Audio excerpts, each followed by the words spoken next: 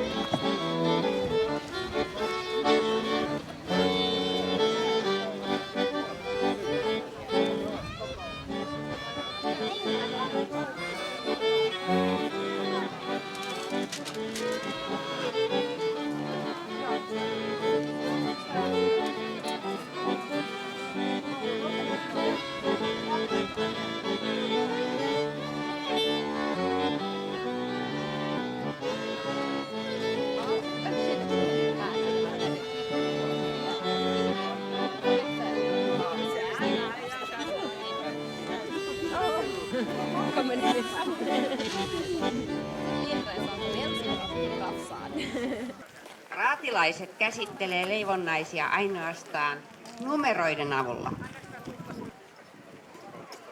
Mikä sieltä ystävä, mutta tää on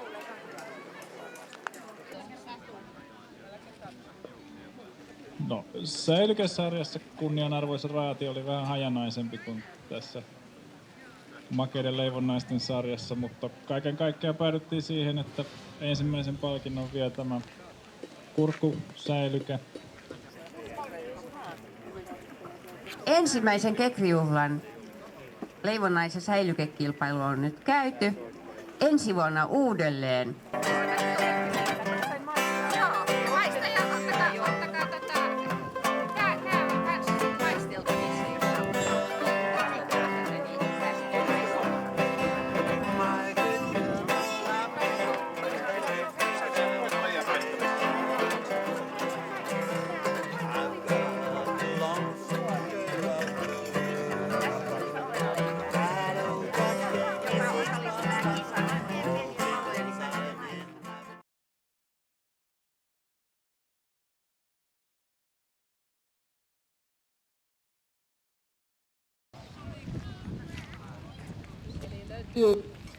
Ammunta,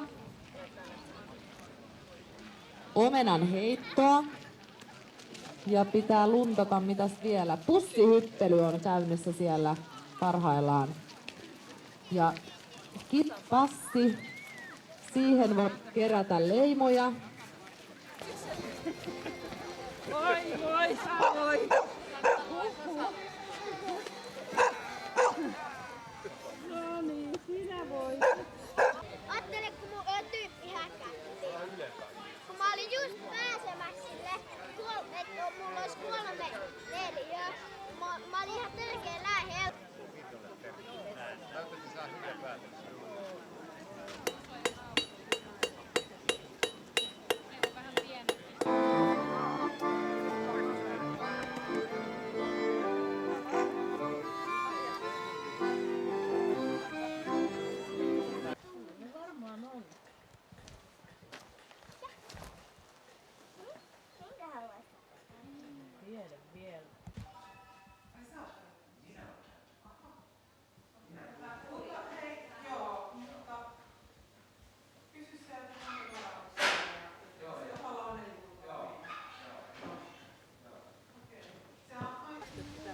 Pidä vaan. Joo. tai semmonen pienempi ympyrä. Joo.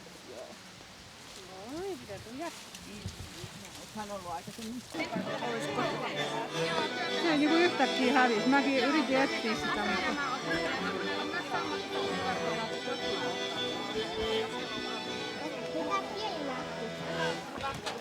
Ja oikea paino tälle kurpitsalle oli 49,7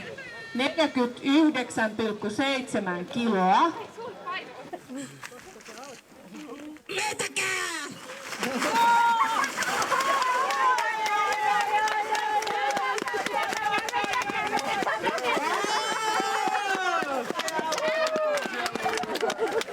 Ykköspuoli voitti!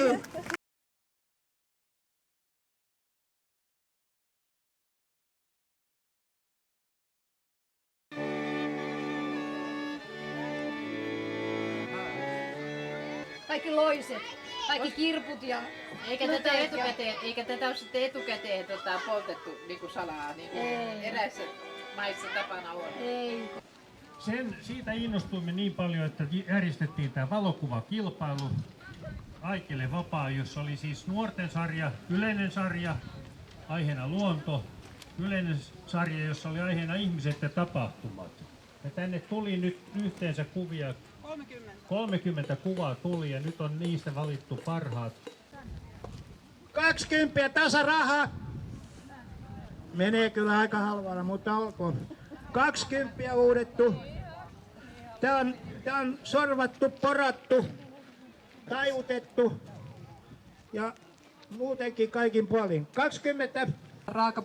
Raakapaari rouva haluaa tiedottaa muutaman iloisen asian.